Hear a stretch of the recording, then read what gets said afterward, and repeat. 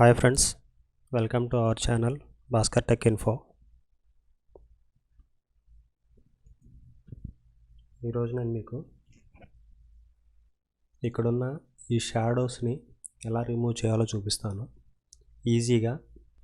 Easy వేలో ఎలా remove చేయాలో చూపిస్తాను, చూడండి.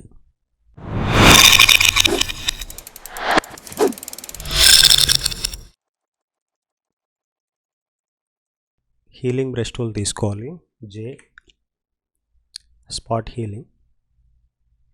కరెక్ట్గా ఈ షాడో ఎంతవరకు ఉందో ఆ సైజు బ్రష్ తీసుకోవాలి. మనం తీసుకున్న తర్వాత జస్ట్ ఇట్లా క్లిక్ చేసి ఆ షాడో ఎక్కడైతే ఉందో అక్కడ అలా డ్రాగ్ చేసుకుంటూ వెళ్తే ఆటోమేటిక్గా మనకి